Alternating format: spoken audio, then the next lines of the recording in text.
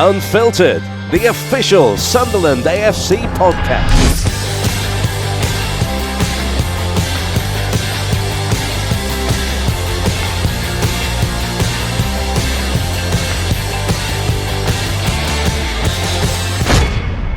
Welcome to episode 4 of SAFC Unfiltered with me, Frankie Francis, and I'm joined as ever by Danny Collins. How you doing, Danny? I'm good, thanks, Frankie. And you? Very well, thank you very much. We've had 3 friendlies since the last time we spoke on one of these podcasts. We have got a guest coming up in a second, but a little reflection on those friendly games, Danny, from the professional perspective as well. How important are they to get those friendlies? And a couple of them looked pretty competitive, didn't they? Yeah, they did, and that's what you want now. I mean, it's been a pretty quick turnaround, I think, obviously from the end of last season in terms of when the league finished, not from when we finished, but from when the league's finished to getting up and running again for next season. It's quite a quick turnaround, so the lads have obviously been back in for, two to 3 weeks now, doing all the hard slogging, running and getting back used to the balls. And then it's always nice to get back out and get a few competitive games into the legs. And, they've had 3 in a short space of time. And you don't really look at results yes, it's nice to win these games, but it's more about, as I say, getting the legs used to getting the minutes in there, 60 minutes, 90 minutes,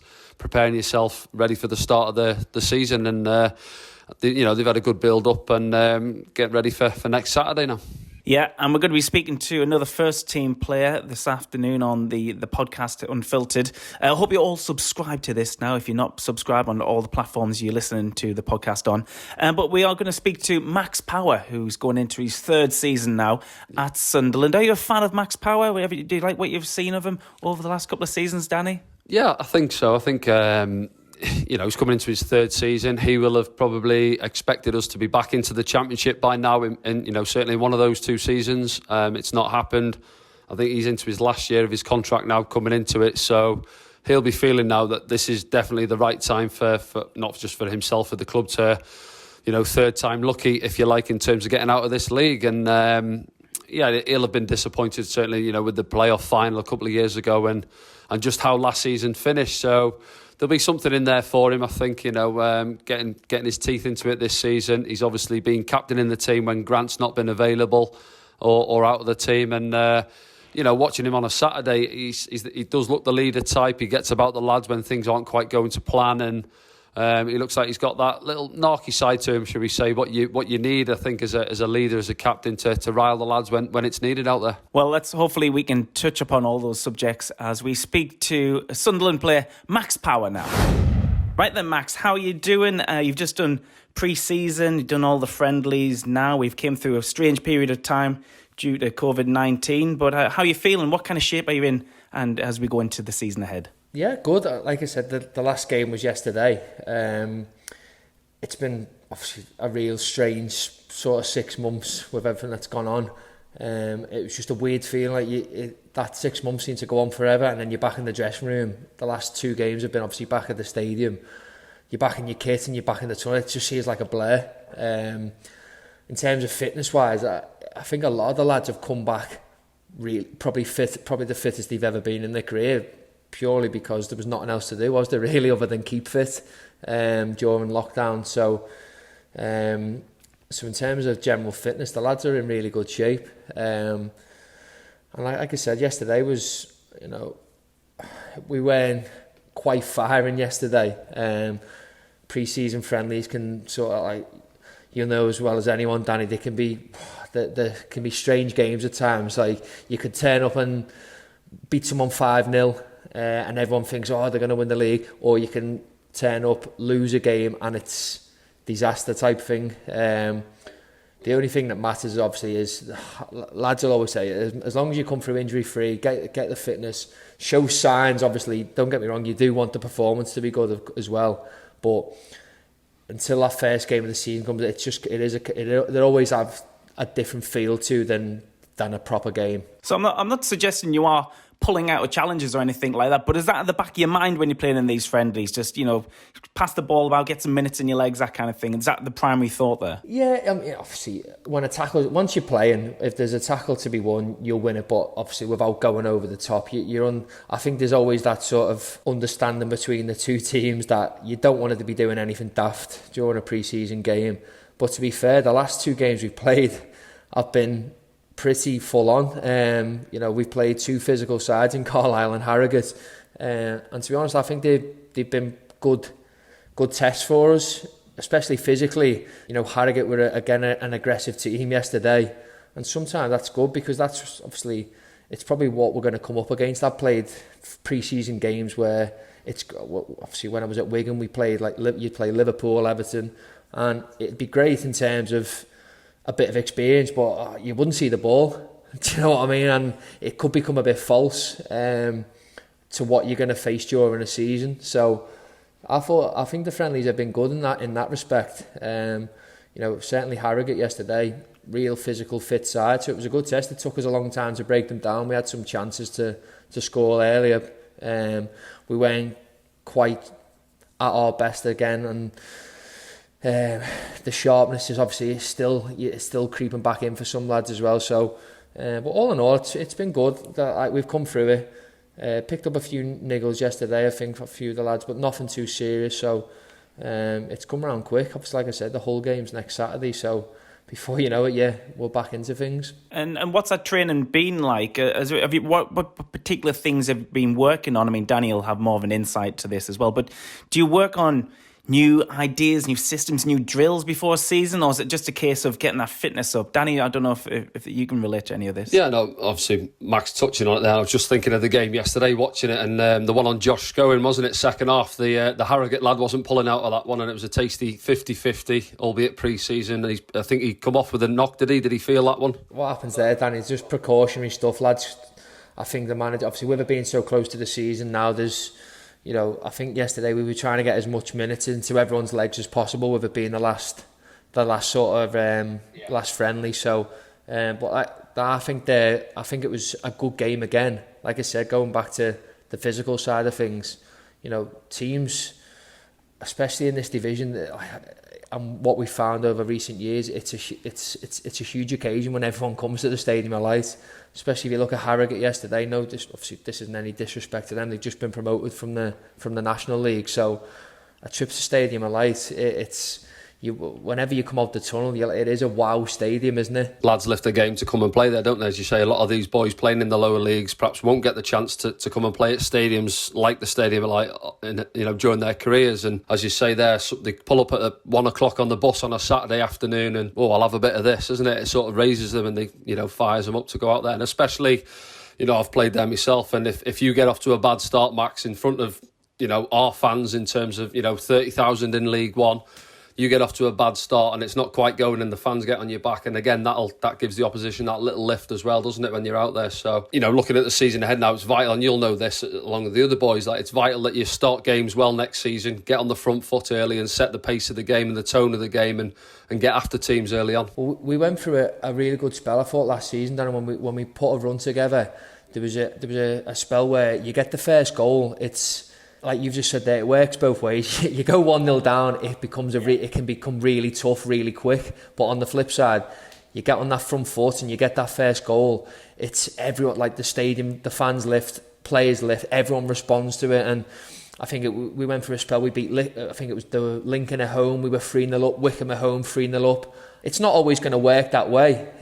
But it's like you said, it's important that you don't give sides encouragements. Because like you said, what I liked yesterday, Danny, and I've obviously take it you watched, there's going to be times this season where you don't blow teams away early on. So in that spell, it's just always important that you don't concede. Even though yesterday, pre-season friendly, the longer the game went, we're always going to create chances. You're always going to get that chance. So I think if we keep I spoke to, me and Bailey Wright was talking after the game yesterday, and we compared it to the Ipswich at home game last season.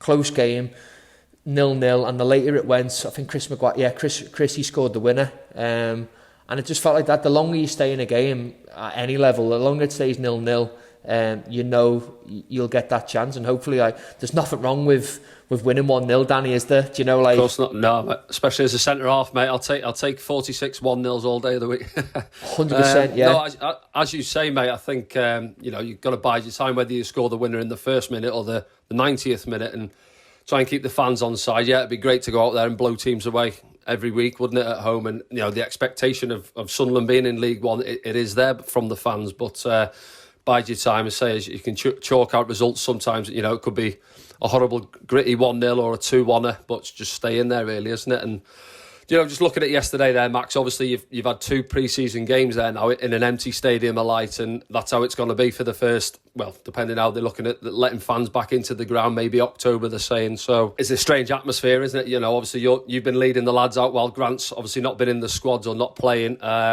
Great when you're coming out in front of 30-odd thousand in that stadium. It's going to be a bit strange, isn't it? Start of next season now when you're coming out there with no one in there. It has been strange. It's you come out even for the warm up. It's just such a different, subdued atmosphere. And like yesterday, it's just you can hear everything that's going on in the stadium. At all times, and it's like that. If you win a corner or you get a throw in it or a free kick in a good position, you normally hear that lift. And at the same time, if you're under the cosh a little bit, you hear the groans of it. It's going to be strange.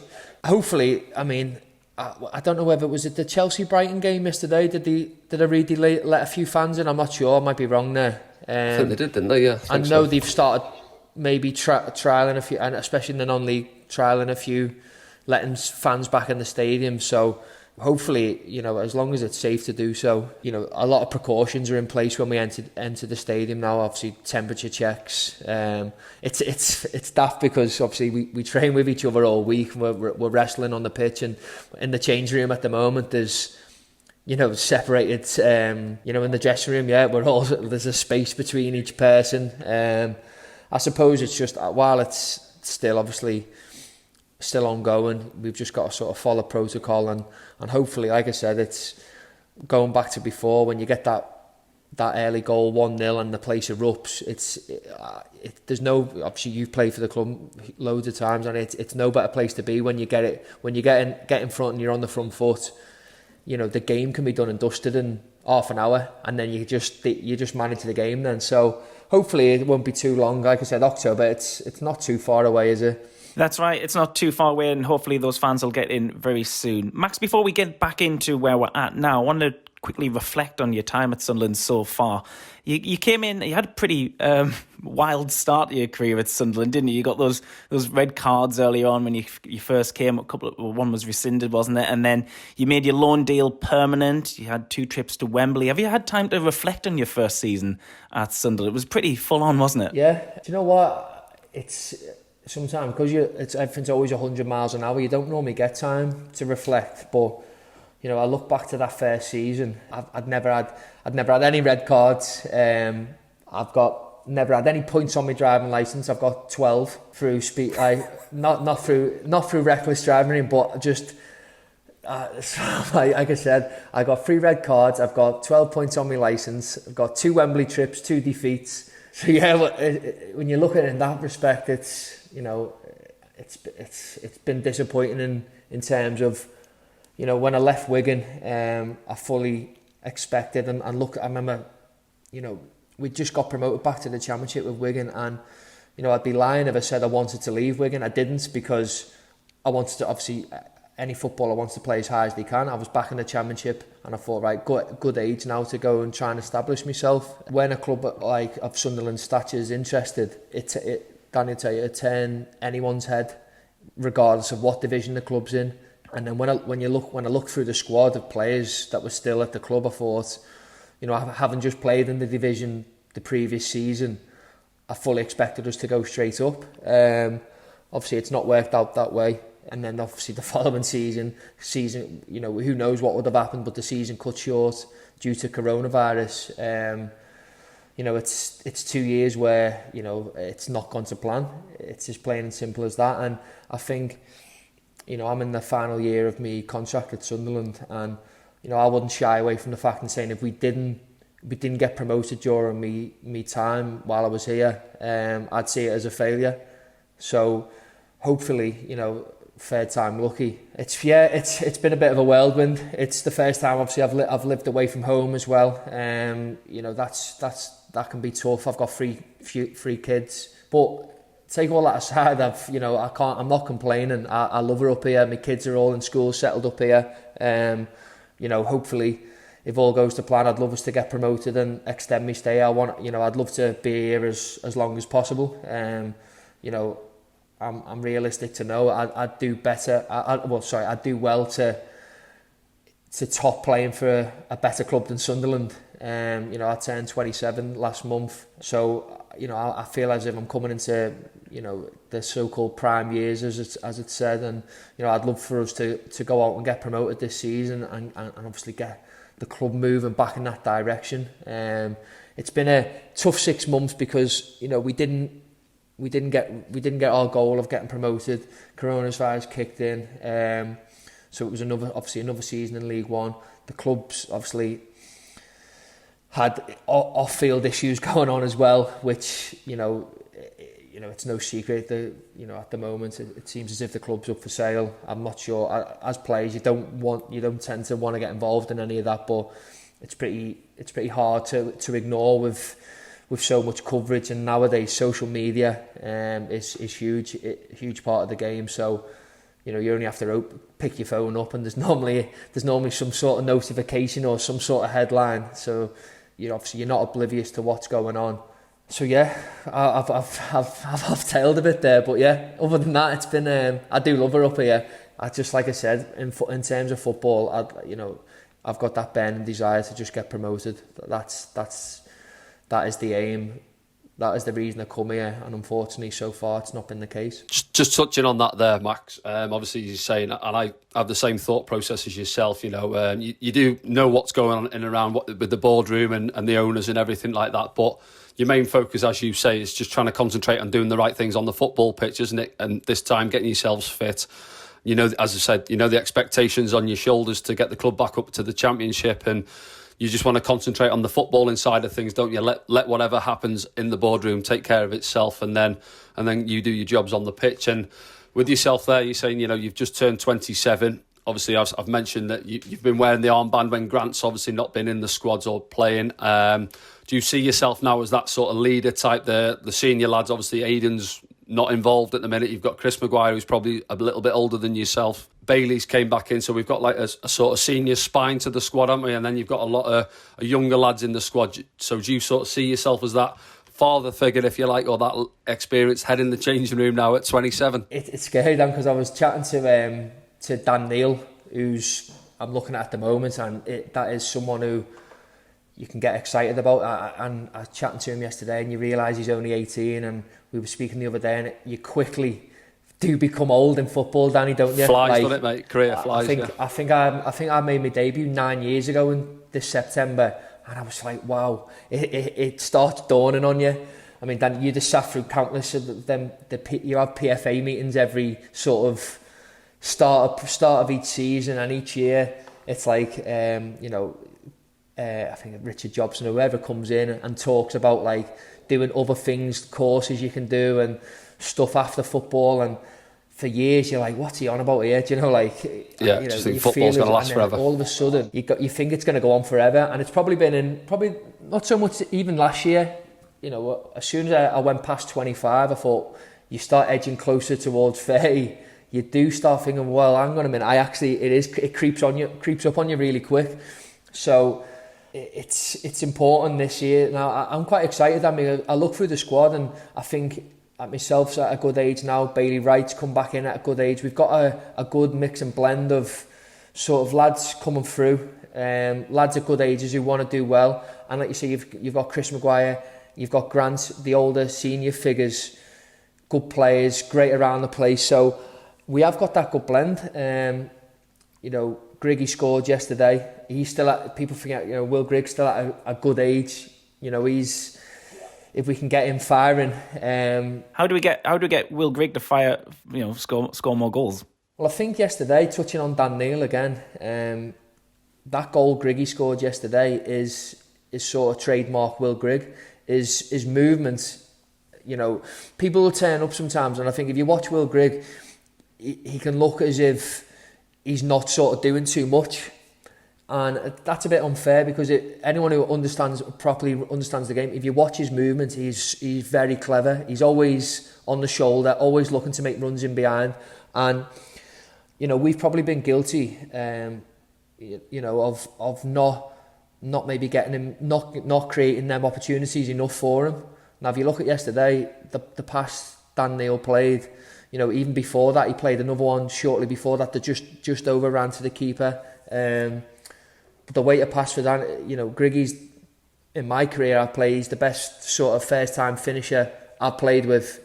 You know, I've seen him score many of them. So if you can get him in them positions more often than not, he will score. So, you know, that's something, obviously, you know, it's something we need to improve on, and because if we can do that, he'll score 20 goals.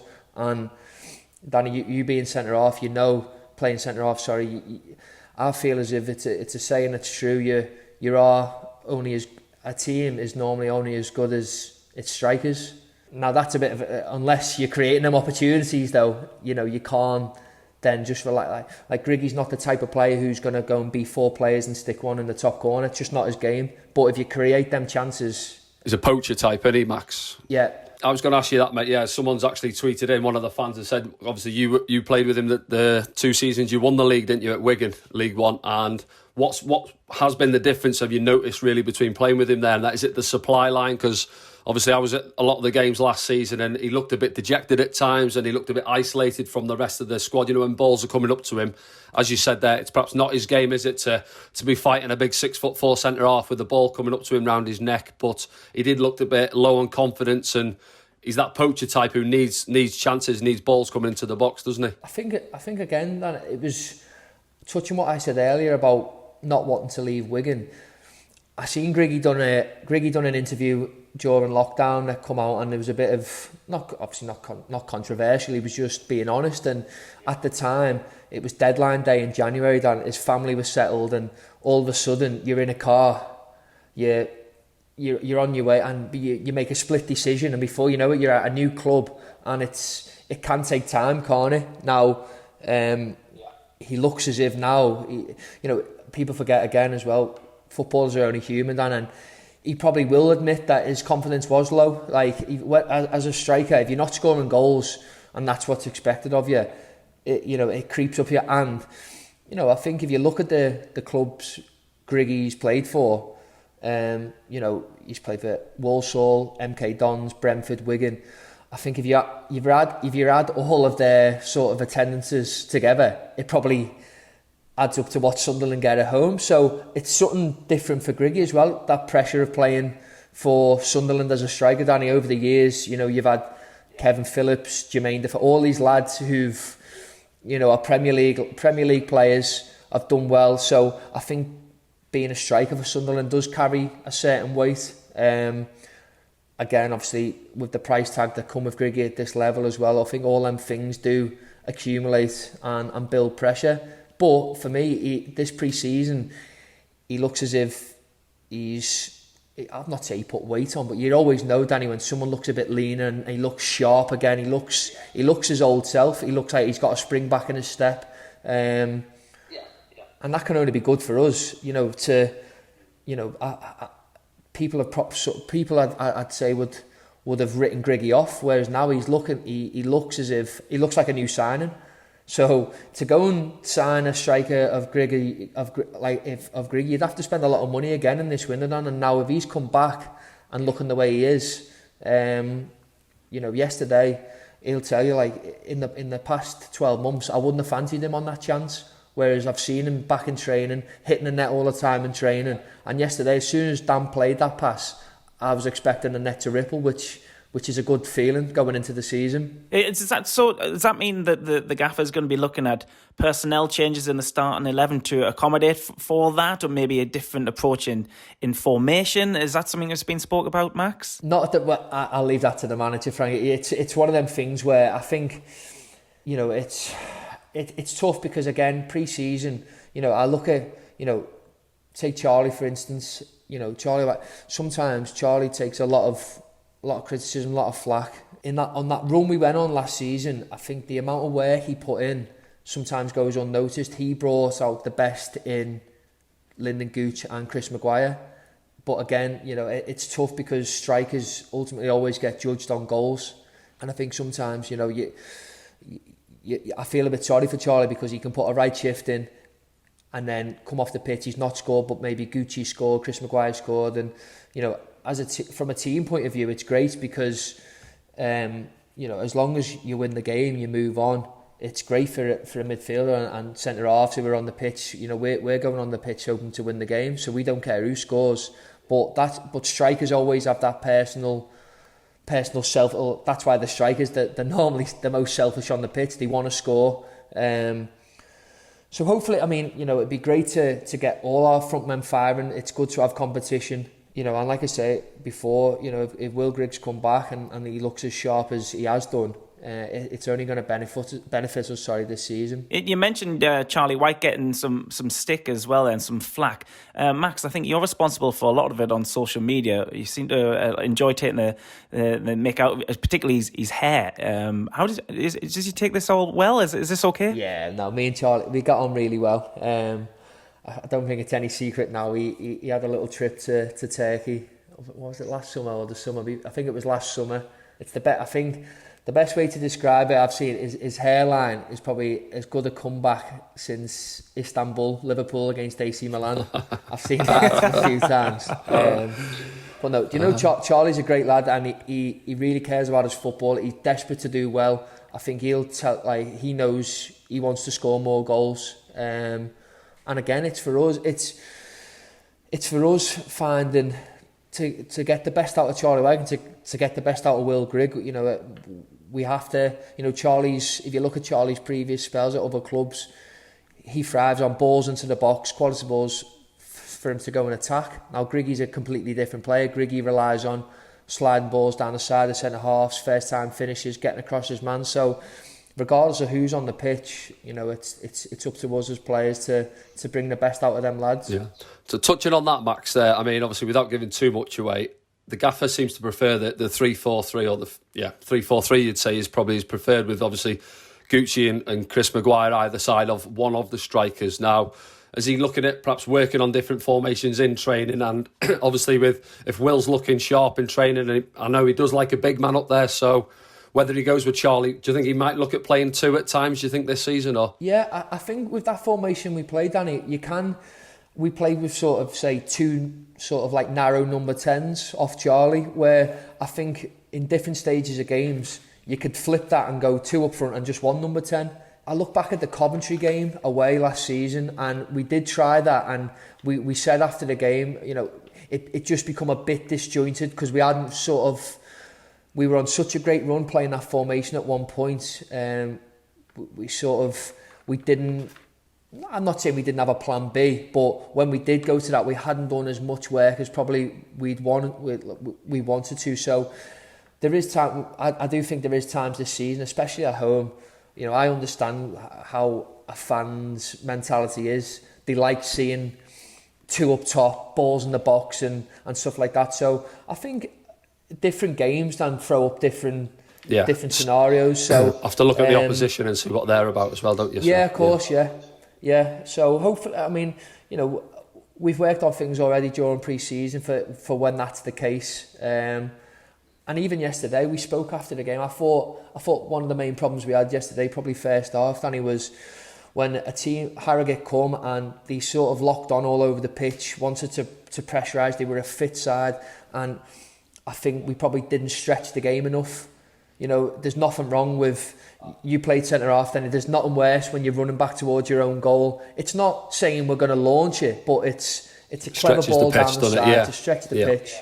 And the longer the game goes on, that's when the spaces open up. So I think that helps when you have got two men up there as well. But as well, that's where our number 10s as well have been told they can take off, run on behind, and then Charlie comes short. So I'm really optimistic. It's been a tough, like I said, it's been a tough period for the last 6 months. I think when I look back at lockdown, I think the toughest part was when sort of the playoffs restarted, and you're watching games, and that's when it really kicked in that it was going to be another season of not getting promoted. But we can hit the ground running, Danny, and it's just momentum and just get used to winning games. And like I said earlier, there's nothing wrong with winning 1-0. If we can blow teams away, great. If not, I think we went on a real good spell last season where I didn't think we were particularly playing well. We went to Tranmere away, Oxford away, won games 1-0. You know, and I think the injury to Bailey in that Oxford away game sort of rocked us a bit, because we had a real settled side at that point, and the consistency was running through the team, and we sort of knew that if we weren't playing well, we'd keep a clean sheet and we'll nick a goal. So we've managed to obviously bring Bailey back, which is great. So hopefully we can build on what we had last season and take it into this season. You mentioned Bailey there. He's one of the first names to make a deal permanent for this season. Can you see any more new faces coming in? Yeah, I imagine so. It's no sort of secret. The salary cap that's been brought in has probably disrupted a lot of work that had gone on. Obviously, touching on that, I can't believe it's been brought in so quickly with sort of no transition period. As players, you ask any player at the moment, I can't see anyone sort of agreeing with it. I'm not sure how long, whether it's here to stay, whether it's been brought in due to COVID-19 and people are, using that as not an excuse, but a time where, finances are going to be stretched especially with no fans coming in stadiums and stuff. I understand that fact, obviously, for everything, not just football, it is testing time. So, with regards to transfer business, I imagine that it is disrupted a lot of things. I can't imagine. It's also the size of the squad's very important, isn't it? And strength in numbers, because you're going to be squeezing in a lot of games in a smaller period of time as well. That first season you had with us, we had the 64, 65 games or something mad like that. It's going to be Saturday, Tuesday, Monday, Tuesday. There's going to be games squeezed in everywhere, isn't there, next season? So you need that strength in the squad. I think, especially with the Checker Trade Trophy, or I'm not sure what it's called this year, with the EFL Trophy, but when you play for Sunderland, it's a lot of you see people say, and there's always opinions about going out of cups and stuff, but winning's a great habit, and whatever anyone says, it's a trip to Wembley and a chance to win a trophy, and winning games only breeds more confidence throughout a squad. So I imagine this season is going to be a hectic schedule, but I think the pleasing thing, Frankie, is that we've come back, and like I touched on before, Dan Neil's come back to pre-season. He looks a real talent. I'm sure you've played with young lads in your career, Danny, where sort of, they come, he's coming to training and he does things where you go, wow.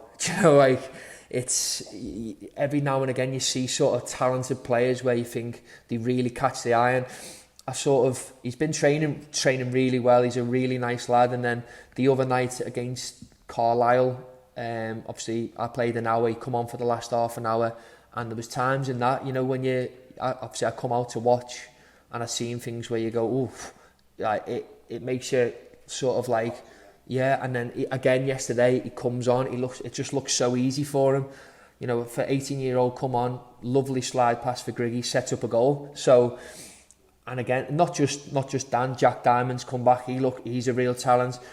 Hopefully this is Elliot Embleton's breakthrough season. If we can keep him fit, he's technically one of the best players I've seen. For someone, so I think a good mark of knowing someone's technically good is he can take corners with both feet.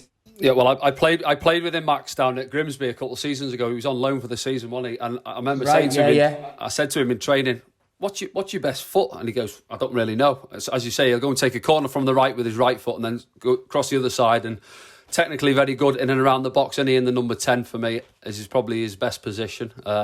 You come off the training ground sometimes and you go, wow. I think Elliot's at that age now where he knows that he needs to stay fit. I know it must be tough for him, because I thought last season he was brilliant in pre-season, and then he'd done his hamstring away at Sheffield United in the cup, which was unfortunate. He had a little niggle the other day, nothing too serious, but again, Danny, he's someone who sees that pass that other players don't. He's a nightmare to play against in training, because, like you said, Danny, he can go either way, shoot off both feet. I think a lot of the times, it's when you play against players in training and you know what sort of foot they are, you can get your body shape, or you know they're going to go. Yeah. With Embo, he can go either way. So, I mean, it's exciting times for there's nothing better than seeing young lads come through, Danny, and do well, especially when they come right through the academy. And again, I know, there's been a lot made of. I know a lot of young lads have moved on in recent years, been sold. So hopefully, we've got 3 lads there who have come into the squad and be like new signings, and it reflects well on the academy. And I think it always gives fans a lift seeing one of their own come through and do well. So hopefully, that those 3 lads can make a real impact this season. Yeah, you mentioned in the academy there, Max. You obviously came through at Tranmere, one of your former clubs, and another one of your former clubs, Wigan, haven't had the best time recently, have they? Tranmere being so cruelly relegated, and Wigan have been the victim of some bizarre ownership issues. Have you got any thoughts on your previous teams and where they've found themselves at the moment? Well, the Tranmere one was, if you look at... I always look at I think it was with 5 games to go in the Championship, the bottom 5 completely changed by the end. So the lads who were, the team, who were in the bottom 5 in the Championship with 5 games to go, none of them went down. So, for Tranmere, I think they had a game in hand and they were 1 point behind who was in front of them. To get relegated that way is obviously... it obviously affected us as well, the way the season finished, because, like I said, if the season was to carry on, I know we had played a couple of games more, but a lot can happen. I think we had 7 games left. A lot can happen in 7 games. So for Tranmere to be relegated by, obviously, a computer system is obviously, it's devastating for them, because they had back-to-back promotions. The club was on the up. They were hoping to sort of stabilise it back in League One and build from there. So to have that taken away from them out of their hands was a huge blow. And with what's gone on at Wigan, it's actually scary. And I'm looking at it now, and I remember when Bury were in the same situation 12 months ago. Everyone thinking, someone will come in and buy them, someone will save them, and they never did. So I'm praying that doesn't happen to Wigan. Because everyone's saying the right things. There'll be a takeover, but before it creeps up, and that club is obviously it's a huge part of the community there. It's a lot of people's lives. It's a great football. You ask most players who've played there, they really enjoy the time there. It's not a huge football club, but you speak to anyone, it's a real good family sort of community club, tight knit, and really probably punched above the weight for the past 10 to 15 years. Premier League, they got obviously won the FA Cup, played in Europe, so they've had really good times. I'm just hoping, like I said, someone comes in and obviously buys the club and makes sure that we don't have another Bury situation. So just looking ahead to the season as well, then, Max. I mean, obviously you see that the odds and the bookies' favourites last week. Obviously, we've come out on top as being the favourites. But when you're looking down some of the teams that are in League One for next season, it's frightening, isn't it, really? You've got your Ipswiches will be up there, your Peterborough maybe again, the teams that have come down. So it's not going to be a stroll in the park, is it, next year, you think?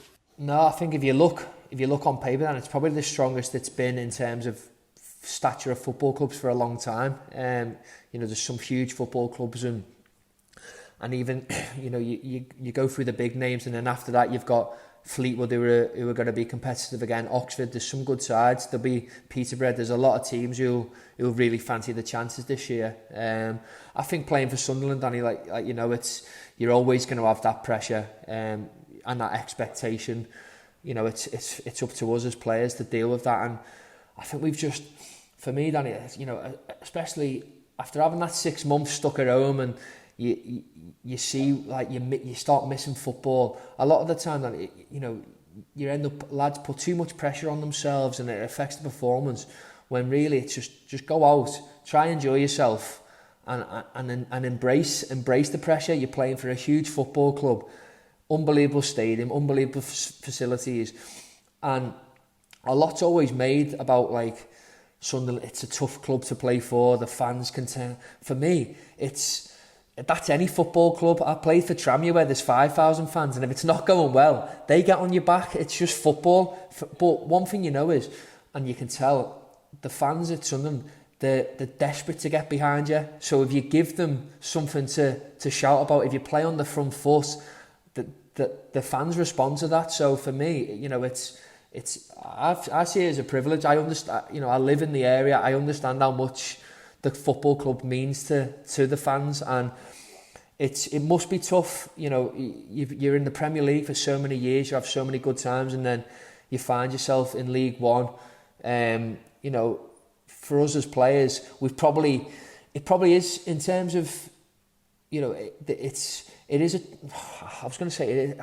is a tough time to play for the club, but I don't view it that way. But you know, playing for Sunderland League One, then you are expected to win every week. So, you know, when you've got that added pressure, you know, we have to deal with it better than we probably have done. And like I said, it's maybe for us as players as well, accept that winning games 1-0 is as good as winning games 4-0. Come the end of the season, as long as you've got that promotion, no one even remembers the games, Danny, do they? Whether you play well or not. Of course, the performance is always obviously an added bonus. You want to play well, so you know you don't want to be churning out 1-0 wins every week. I'm not saying that, but you know, throughout a season, you're going to go through periods where you're flying. You can put teams to the sword. It's just always finding that way to win. So, like I said, I'm really looking forward to the season. Hopefully, the fans are back in before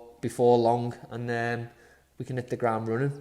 You mentioned the fans there, Max. I think it's time to take some fan questions, if you're okay with this. So we went to on Twitter, the official Twitter page went out and asked the Sunderland supporters what they wanted to know from you. The first one we'll take is from Sunderland Arj1. Hi, Max. We are from Argentina, the official sports branch of Sunderland in Argentina. We want to ask you, since you've been at the club, which midfield player are you most comfortable and enjoy playing with in the middle?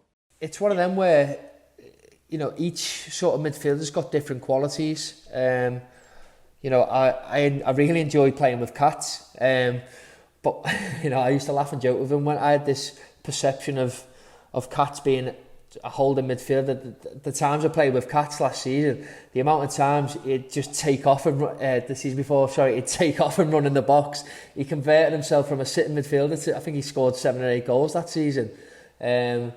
So it was good to play with someone of that experience and his know-how. You know, Grant Ledbetter is a top volley. Grant had a really good career, and technically, you know, he's top draw. You see him in training, he can still run sessions, and you know, Grant's had obviously off-field sort of issues he's dealt with, and you know, we're all just made up to see him back. He's come back really fit, and you know, he's in good spirits. So I'm sitting on the fence a little bit. I don't really want to single anyone out. It's tough to single someone out, isn't it? Yeah, I know what you mean, yeah. It's tough because, again, like I said, you form different partnerships. Last season, I went through a spell with playing with Dobbo for that run we went on, and, you know, we seemed to get a good understanding with the formation we were playing. We were there to sort of cover the wing backs, do all the dirty work, and hopefully the lads can excel up the higher end of the pitch. So, like I said, a lot of us have got different qualities, so I'm not gonna single anyone out. You tend to be getting the sitter role, really. I mean, watching the games, you're coming in between the centre halves, taking the ball off them. You've got the diag, the range of passing and stuff. But on the other side, I've seen you over the years, and you like to get forward. I mean, you scored a couple of crackers last year, Sheffield United, when at MK Dons, I think. Do you prefer that sitting one yourself now, would you say, or do you like to go and get involved as Cats sort of left you last season and bolted on a bit? Do you know what, Danny? I'd be lying if I said I enjoyed sitting. Like, you know, growing up, I always liked late runs into the box, shooting 10 shots a game. If 10 went wide, I didn't care as long as that 11th went in. I think it wasn't until I went to a sign for Wigan, and Gary Caldwell was my manager, and he liked to play it as a sort of 2 sitters, and you know, I used to at that point started probably changing my game a little bit. I don't mind either side of the game. I do miss probably getting a touch higher up, But a lot of the time, then it's sort of probably maybe the way the team sets up. You know, especially with the formation we play now, it's important that we've got 2 number 10s. You know, it's sometimes, you know, with wing backs high as well, you don't really want to vacate the middle of the pitch, because especially at the stadium, at a big pitch, it can become very open. But touching on that, Danny, I had a chat with Steve Parkin, the assistant, the other day, and we went through some clips, and you know, just at times getting that touch probably 5-10 yards higher up the pitch, so that you know, anything that does come edge of the box, you know, you can get shots off. You know, I was disappointed in my goal return last season when I first signed for Sunderland. We were the first few games under Jack Ross. I'd sort of been given that license again to get forward and sometimes cheat a little bit, not have to always get back over the halfway line and get a bit closer to the strikers. But a lot of the time, then, you know, as I'm getting older, you know, you sort of have to listen to your manager. If that's the role he has to play, you know, I'm happy to do any role for the team. I am a big team player, so if that's the role that's asked of me, I'll carry it out. So hopefully I can sneak a few more goals this season, do what Cat's done and just leg it. Pull the trigger. We'll move on to the next fan question, if that's all right, Max. This one's from @Dan_Humphrey1, who asks, what's going on with your bonnet? I know, do you know what? I'm getting absolutely peppered with it at the moment. Do you know what it was? During lockdown, it was obviously the start of lockdown. Everyone got a pair of clippers, didn't they? And there was shaved heads everywhere. You know, to be fair, my granddad, who's passed away a good few years ago now, he was in his 70s. I'll have to try and dig out a picture of him. He still had long hair down to here in his 70s. So I have got the potential to really to get a good mop of hair. So I don't think I'm going to ever go bald. My dad's in his 50s now and he's got a big thick head of hair. So to be honest, frankly, there's nothing behind it. It was just a case of letting it grow and just I'm not that fussed about it, to be honest. If anything, the more people keep telling me to get a cut, it's making me more reluctant, and I'm just going to keep growing it. It's not because you're in that sitting role, mate, is it? Now you think you're Perlo and you've got the old tub of Vaseline on it and slick it back. I don't think I could bring the Perlo shout out, and I don't think I'm quite. Maybe I'll have to change the name. But you know what? I don't mind taking it off people with good heads of hair. It's when people who are bald keep telling me to get my hair cut. I just think it's jealousy. It's jealousy. Yeah. Haters, mate. Just staying on that though, is anyone in the dressing room use a lot of products on their hair? Who's the worst for their hair? Obviously, you've touched on Charlie White. Now he's got new hair, but you know, I've got at times, especially when I play, I've sort of, if you see it, if it was me, you can't see it because I'm thinking, but it's just a big mop. But when I play, I've sort of got to slick it back, otherwise it goes in your eyes. So at the moment I've got quite a bit of product on when I'm playing. If anyone lit a match near me with that much hairspray on it, mate, I could go up. And if Dobbo's in there with you, mate, he likes it slicked back. Some product in that centre midfield. Yeah, there's a lot of hairspray in the middle of the pitch. Who else? To be fair, like I said, touching on Charlie, he's managed to use a bit of wax and gel for the first time since he was probably about 13. So he's got a bit of product as well. All right, we'll move on to the next question, Max, and this one comes from Hayden Potts, who says, what has been your best moment while at Sunderland so far? Best moment? I look back at my first goal against Scunthorpe, and you know, it was the first time I'd sort of played in front of a home crowd that big, you know, to score and then to have that feeling. It's always a great feeling when you score a goal, but to see the place erupt as it did, and that was something I'll always hold dear. I think away from football, I think one of probably the best moments, and I think if you ask any of the lads who were in the squad during this time, was obviously I know we lost the Checkatrade final on penalties to Portsmouth, but we got off the train at King's Cross and there was obviously thousands of fans inside the train station and outside, and just through the sheer size of the building and the noise, when we got off the train, it was like a huge eruption, and it was like, wow, you know, you sort of, you know, you play for a big club, but when that happened, it was like, oof, you goosebumps. You think, wow, you are playing for a special club. And then again, like I said, you know, you come out at Wembley during the warm up, and obviously the the Wise Man song come on, and you realise what sort of club you play for in them moments. So I'd probably say them 2 moments were the best. And the worst, if you were going to follow that up? The worst, obviously the collective moments of the red cards was a tough time, because I'd gone from playing 200 odd games without ever receiving a red card to receive 3 in 5 games. I was thinking, wow, someone's really...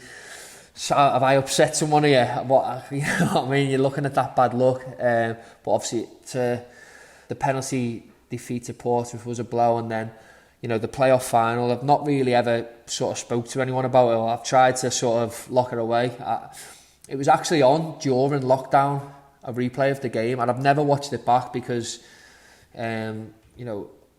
obviously getting injured as well in a playoff final, I couldn't believe me luck. Did you know instantly that you had to go off when you were clattered early on? Like I said, it was the first time during lockdown I'd watched the game back, because I genuinely didn't realise how early I got injured. It was 27 seconds, my day was done. Obviously the collision was after 27 seconds, and I knew I'd hobbled around for, I think it was 10 minutes. I come off just after 10 minutes, but I knew after the collision I was done. But I was thinking, this is good. Hopefully I'll be able to run it off. It was actually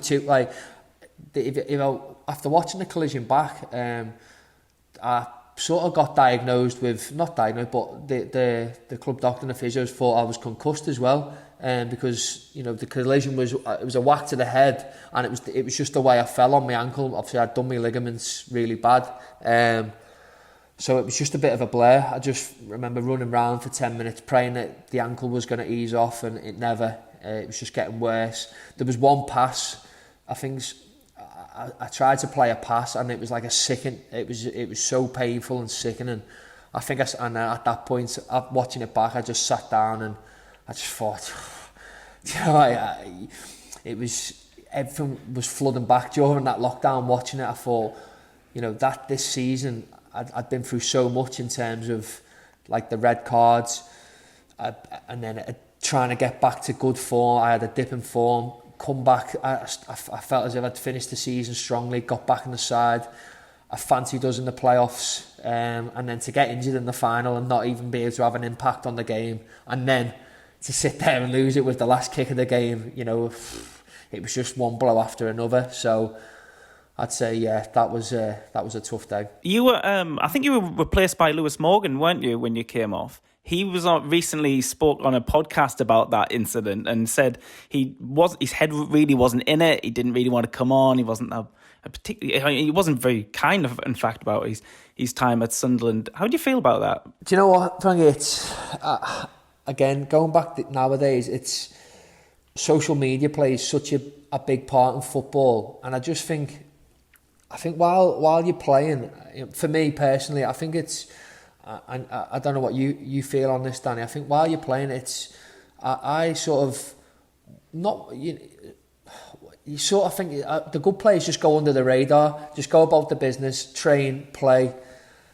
Social, I'm not going to sound like a hypocrite. I use Instagram and Twitter and stuff like that. It can be tools that are used in the right way, and obviously now podcasts like this are becoming a more and more common thing.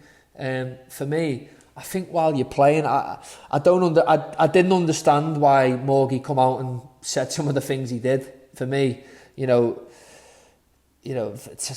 come, I don't understand why lads he's come out and said that he wasn't in the right frame of mind, he didn't want to come on. If I'm a manager reading that further down the line, I just think you leave yourself open to maybe, that could hamper a move in the future. If a manager listens to that and go, well, do you know what, maybe that's not the kind of character I want. You know what, I don't know. Morgie was a nice lad. He wasn't a bad lad around the training ground, anything like that. He was a talented lad as well. But for me, he was as part of that squad as anyone. Ultimately we failed, and that's the black and white of it. We didn't get promoted, so I think sometimes it disappointed me, some of the things he said about cats, and I'm not a big fan of some of the things he said, but you know, like I said, he's got his own agenda.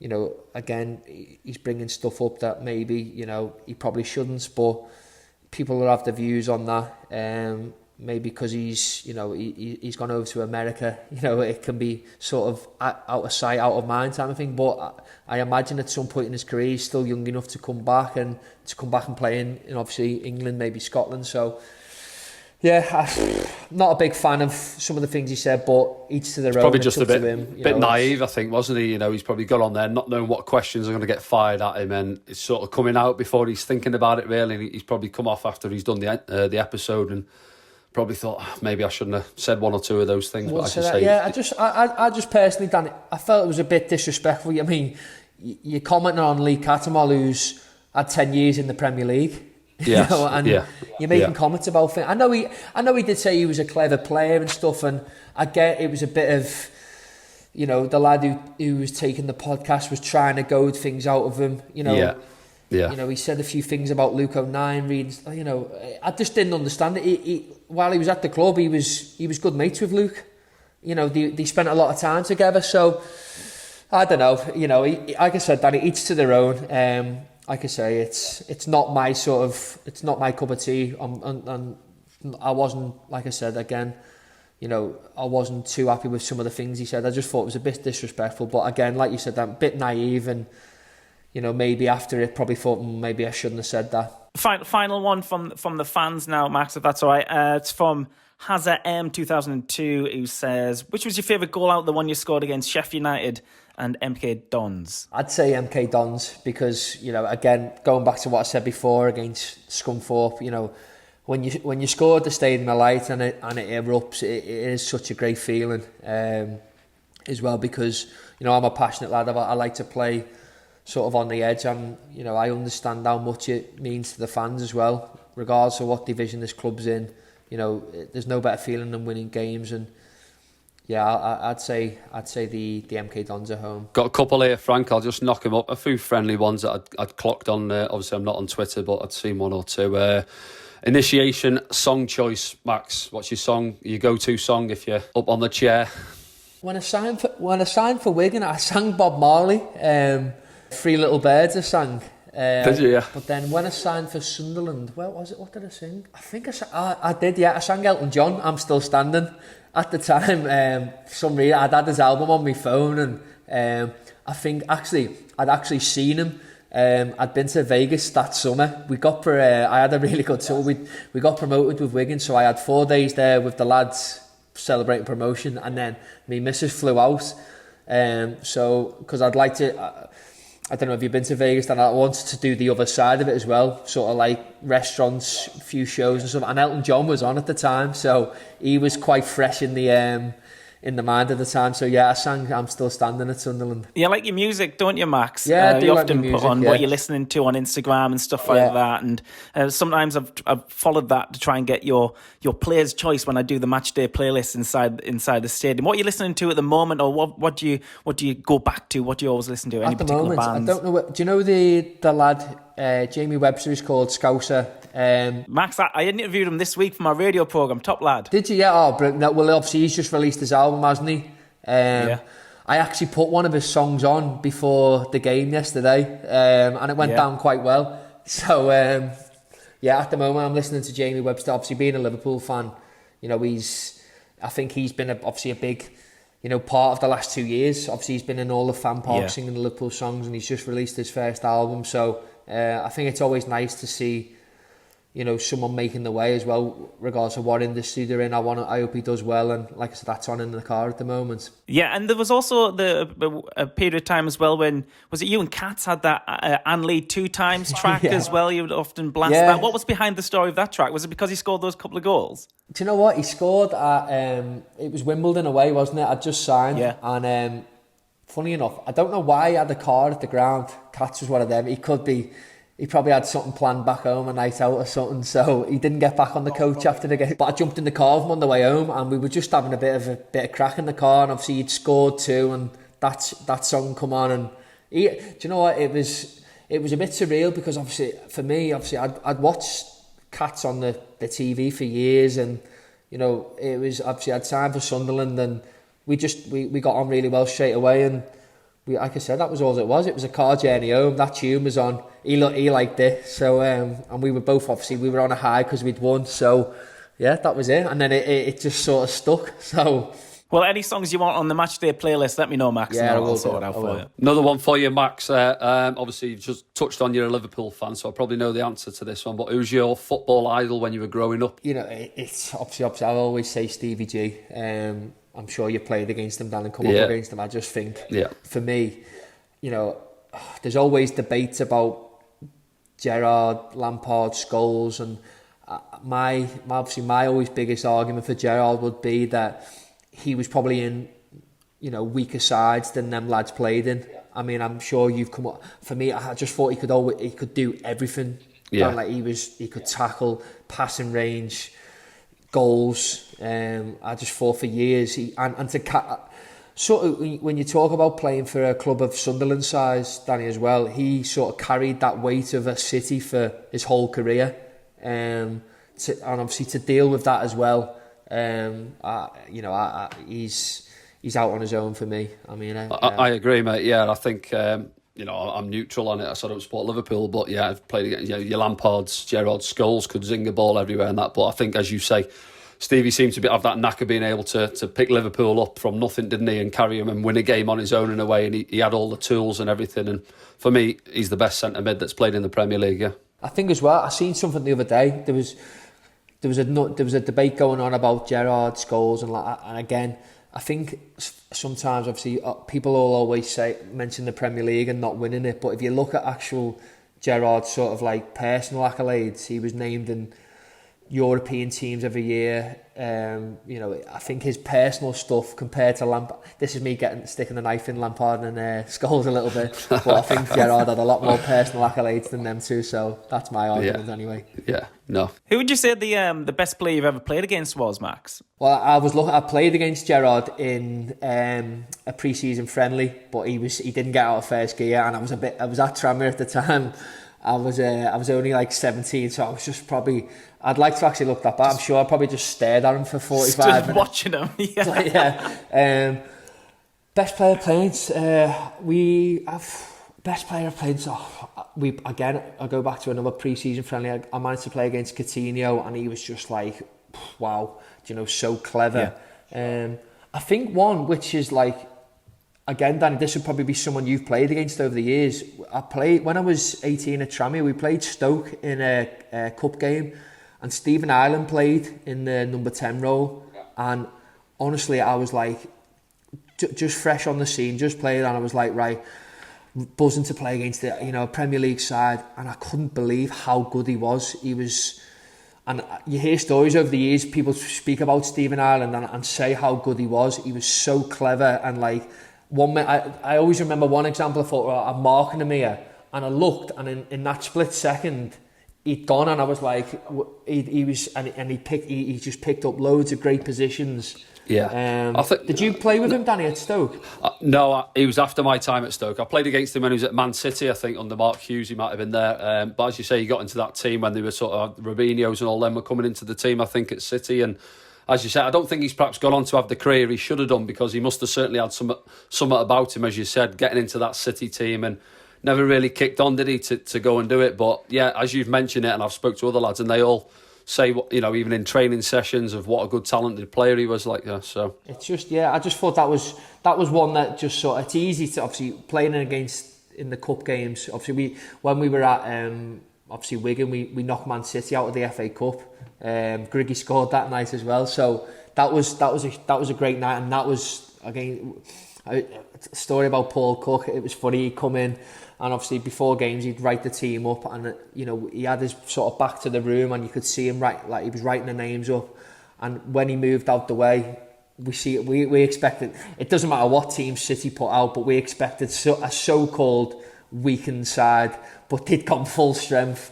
And Cookie was just like, lads, I can't help you. He just burst out laughing and walked out the room. Yeah. Who was in the middle of the park that night for him then? Who did they have out there? Well, they had David Silva played, and he was another one where you just, in the same sort of what you're saying about Stephen Ireland, about, yeah, you look at David Silva, Danny, and you think, right, because of his sort of size and stature, you think, right, I'll try and get on top of him a little bit and give him it. Yeah. You could never ever get close enough to tackle him, because whenever you did go close, he was someone who was sort of, you watch him play over the years, he's 3 steps ahead of probably most on the pitch.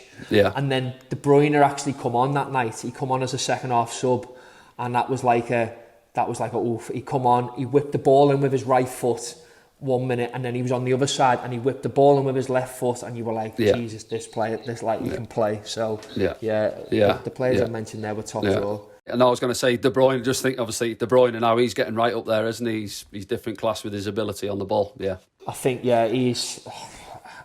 For someone who could, it's just when we were, you make them comparisons. When you talk about like Elliot Embleton, for instance, earlier, when lads can go off both feet, that's when you know they're like real talent and top draw. He can shoot off. It doesn't matter whether you show him on his left or his right. You know he can pull the trigger off either side. So yeah, I think I'd love to see him in a Liverpool shirt, but I don't think that's going to happen. Danny, just while we're talking about this, you've probably played against some very famous Premier League strikers in your time. Who was the best you played against then? I'd probably Henry for me. Played against him a couple of times when he was at Arsenal, and I think for me, and you can look at Shearer's record, played against Shearer in one of the derbies at our place, but Henry, I think, had everything. Again, you're touching on Stevie G for Liverpool, but Henry, his pace, his touch, he could finish, everything about him, so I go for him and Van Persie.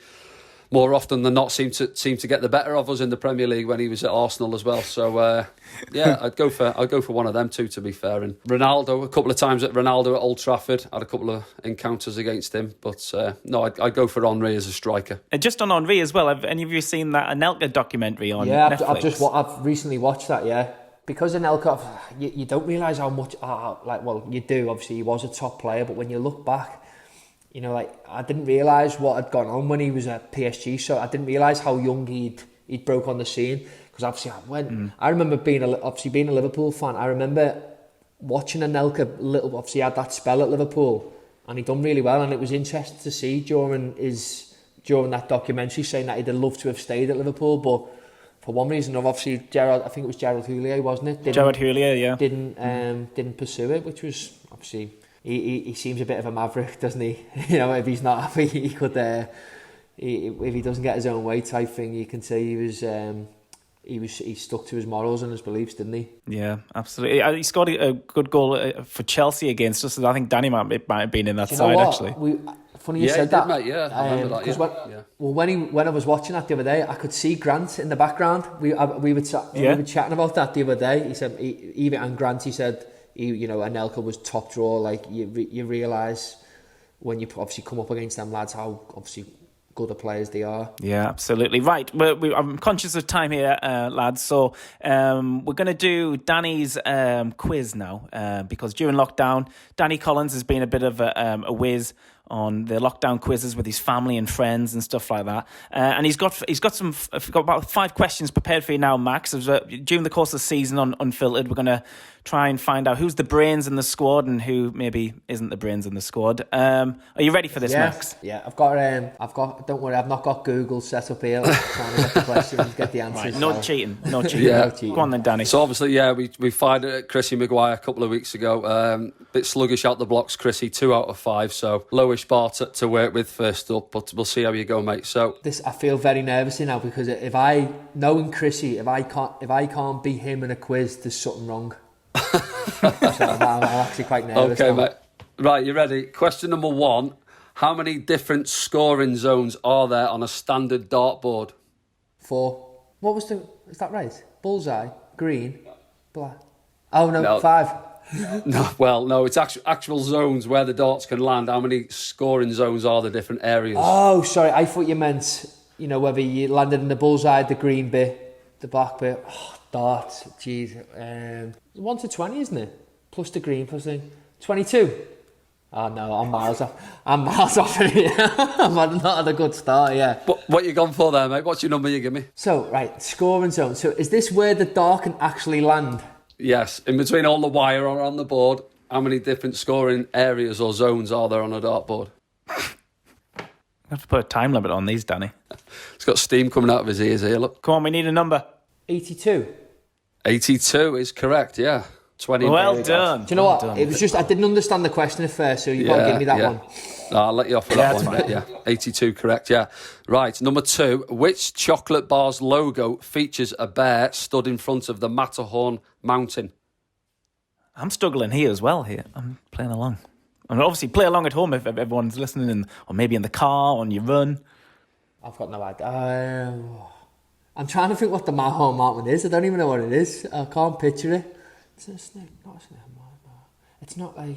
Well, I'll have to have a guess, eh? No, I don't even know. You're going to pass? I'm trying to think. Yeah, have a stab. I'm just going through a process of elimination here, and I can't... Nothing's springing to mind. Now I'm going to have to pass... a topic. Is that a joke? What? A topic? No, I like topics, mate, but it's not a topic. It's the Toblerone. You know the Toblerone? I'd have never got that. Right, moving on. Number 3. Who is the owner of Facebook? I know his name. I've watched it. I've watched the movie recently, Social Network. It's not Justin Timberlake. yeah. I know. This is going to do my head in. Come on, you can do this. I know this one. What's his name? Mark Zuckerberg. Boom. There you go. Mark Zuckerberg, correct. There you go. 2. Well done. Question number 4. Who carried the Olympic torch into the stadium at the London 2012 Olympic Games? I forgot. Phone a friend. 50-50. I've got no idea. Any clues? Is it like was it... shocking. Was it a celebrity? He's a big fella. Won a few golds. Right, okay. I'm acting as if I know it and I've got no idea. Nah, pass. Sorry, I don't have a clue. Is the rower? Is it a rower? Yeah, and I can picture him, but I can't. I don't know his name. Do you know what? My missus used to row as well when she was younger. She'll know who it is. There's your 50-50 there, mate. Get her, ask the audience. Is she not there? Yeah, I was going to say I could cheat, but they're in another room somewhere. Right. Oh, God. Right, it's pass. Steve Redgrave. I'm disappointed at that, because I know who he is, but... Right, okay, mate. Last one. Am I on 2? So I need to get this, don't I? You need this one, mate. You do, yeah. Chrissy, don't I? Right. In a deck of playing cards, what do all of the queens have in their hand? I bet you play cards on the bus with the lads and all, yeah? On away trips. Yeah, I do like getting in the cards. I'm scanning the kitchen here to you know what? I've literally moved house yesterday. I'm thinking hopefully there's just like deck of cards any cards lying about. A spear. A torch or a spear. I don't know. I don't have a clue. Flowers, mate. Flowers. They've all got a flower in their hand. Yeah. Have they really? I quite enjoyed that. It's going to haunt you, that one. That Plymouth away, that one, mate. 7 hours on the bus. That's going to haunt you now. That's going to, yeah. Every time, yeah. I'll always remember that now every time I see a queen. 2 out of 5, mate. Joint top of the leaderboard as a plus point. You and Chrissy. Joint top's not bad at the moment, yeah. Do you know what? I'd never have got the Toblerone, because Toblerone for me is one of them chocolates that you just... When you empty the cupboard and it's been in there since like Christmas and it's like there's nothing else in, it's like right now I'll have a piece of Toblerone. Steve Redgrave, I should have got. I'm disappointed with that one. And then the Queen, I wouldn't have got that one. Who's likely to be top of the leaderboard, Max, at the end of the season? Who are you going for? Who's going to be up there? It would have been Duncan. It would have been Duncan Watmore. Duncan, honestly, touching him, he knew everything about everything. What a guy he was. See, Chrissy Maguire reckons it probably Luke O'Nine, maybe, bit of a school teacher, is he? Yeah, I'd have to say Luke thinks he's clever. he has got a book in hand, so there'd be a bit of pressure on him. Chaz wouldn't, Charlie White, no. Possibly Gucci. Gucci's quite bright. But other than that, I don't know. Then our new goalie, Remy, just strikes me as someone who could be quite clever. We've not obviously only had a few days in, but sometimes goalies can have that sort of like, they are different. Strange breed, aren't they? Strange breed. Strange breed. So maybe a goalie. reading some strange books on the coach and that. Right. Okay, mate. Well done. 2 out of 5 anyway. So we're average for the course. Yeah, we'll see how the rest of the squad get on then during the season, Max. We're almost done here on the podcast, but obviously I want to get your final thoughts on the season ahead then, Max. Have you set any personal goals, maybe a goals target or a league position you want to achieve this season? Yeah, I mean, I think, you can't hide away from the fact that promotion has been the aim since I've come here, and it's still the aim. Obviously, it's like I said earlier, I'm in the final year of my contract. I want to get promoted, and hopefully, I'd love to be here for many years to come. So that's the aim for me. In terms of personal stuff, I just, stay on top of performance level. And now, like we touched on it, I'm coming into sort of the senior sort of years where I'm a bit older. If I can help young lads come through, I'm really excited to see. It was a nice feeling yesterday seeing Dan Neil come on and do well. I hope he has a really good impact this season without building him up too much and putting pressure on him. But, like I said, you ask any player in the squad, everyone knows what the goal's got to be. So hopefully, come May, we can finally have something to celebrate. And have you got a message to those fans who, normally you'd be walking out in front of next week, but probably won't be getting in for at least a month or so yet? Have you got a message to those Sunderland fans while they are not allowed in the stadium and obviously will be still following the side? Yeah, I mean, like I say, at the moment, it's still a case of making, we look as if we're in a good period of recovery in terms of the coronavirus, but it's just important, obviously, everyone stays safe. And it'd just be a message from us that, we're training really hard every day. We understand frustration of not getting promoted in recent years, and we'll give everything we can. There's a real good group of honest lads who wanna do well, and we'll continue to give everything, until they, return to the game. And I'm sure it'll be a nice reunion once we get the fans back at the stadium. Hopefully at that point we've had a good start to the season, and then getting them fans back on the ground will be a huge lift and an added bonus for us to drive us on for the rest of the season. So that was Sunderland player Max Power here on the SAFC Unfiltered podcast. Again, great to be able to speak to another first-team player here on the pod, Danny. And he spoke really well, as the predecessors before him as well from the first team.